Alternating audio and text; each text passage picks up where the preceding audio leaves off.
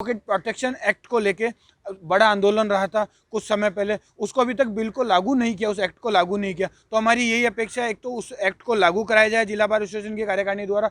Second, जो जिला bar association ने अब और भी ज्यादा जोश से उठाइए अपनी जिम्मेदारी, शुरू करिए अपना खुद का काम with cruiser private limited. Piaggio Ape cargo and passenger three wheeler tempo अब डीजल पेट्रोल के साथ सीएनजी में भी उपलब्ध। आइए cruiser private limited, opposite Reliance Smart, Nasirabad road, Biharganj, Ajmer.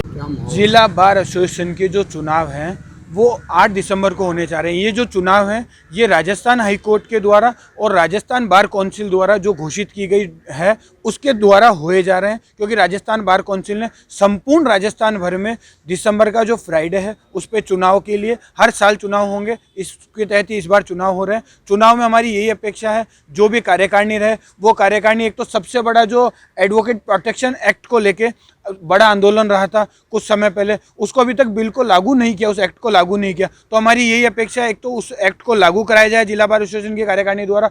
Second, जो जिला बार एसोसिएशन ने कई वर्षों से एक मांग रखी है कि राजस्थान उच्च न्यायालय की एक पीठ अजमेर में स्थापित हो, उस पीठ को स्थापित करने के लिए जो भी कार्य किए जाए, वो जो भी नई कार्यकारिणियाँ है वो उस कार्य को किए रहे, ये हमारी एक अपेक्षा है। और वर्तमान में जो युवा जिस अकॉर्डिंग लड़ रहे हैं चुनाव, तो लग रहा है कि एक जिला बार एसोसिएशन में भी युवा कार्यकारिणी स्थापित होगी और नए आयाम लाएगी। क्या मानते हो कि डिस्पेंसरी होनी चाहिए?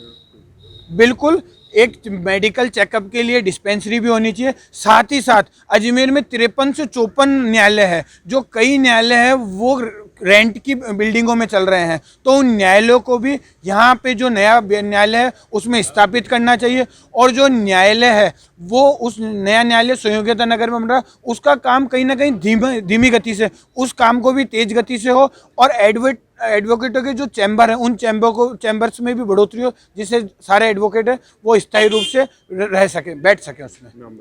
Doctor Rahul Bhardwaj Bagru, advocate.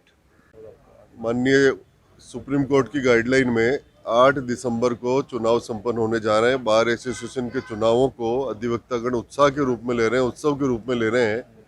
आज नाम वापस लेने की अंतिम तिथि थी और कार्यकारिणी ने आपस में सामंजस्य बैठाते हुए, तालमेल बैठाते हुए, और रामाकिशन जी ने अपना विड्रॉ किया, 2 फॉर्म रिजेक्ट हुए। इस तरह से उन्होंने जो है कार्यकारिणी निर्विरोध जो है चुनकर आई है। ये आपसी भाईचारे का एक बहुत बड़ा प्रमाण है। इन चुनावों के माध्यम से हम एक दूसरे को पहचानते हैं, जानते हैं। वर्कलोड के दौरान वकील एक दूसरे से परिचित नहीं होते, लेकिन ये अवसर है कि हम घर घर जाकर एक दूसरे को पहचानना, करना, मिलना जुलना ये रहता है। 8 दिसंबर के दिन अध्यक्ष, उपाध्यक्ष, सचिव, कोषाध्यक्ष, लाइब्रेरियन, जॉइंट सेक्रेटरी के 20 प्रत्याशी अब मैदान में हैं, जिनके बीच 8 दिसंबर को चुनाव संपन्न होगा। प्रातः 9 बजे चुनाव मतदान शुरू होगा, जो सायंकाल 5 बजे तक चलने वाला है। 1645 मतदाताओं की सूची है जो अपने मतदान का प्रयोग करेंगे। तो क्या मुद्दे क्या रहेंगे चुनाव में अधिवक्तागण की जो समस्या है उनको समाधान को लेकर युवा वर्ग जो सामने आया उभर कर, सभी पदों पर यदि हम दृष्टि डालें तो युवा इस बार काफ़ी उत्साह में है, और निश्चित रूप से युवाओं की टीम बनकर आने वाली है जो वकील समुदाय के हित में काम करेगी। चुनाव निष्पक्ष हो, इसके लिए चुनाव समिति ने अपनी कमर कस ली है। बहुत ही कम समय में, अल्प समय में, और सुप्रीम कोर्ट की गाइडलाइन के अनुसार चुनाव संपन्न करवाने की पूरी तैयारी हमने कर ली है। चुनाव निष्पक्ष होंगे और अच्छे लोग चयनित होकर आएंगे, इसकी मैं बताता हूँ। शशि प्रकाश, मुख्य चुनाव अधिकारी, बार एसोसिएशन, अजमेर।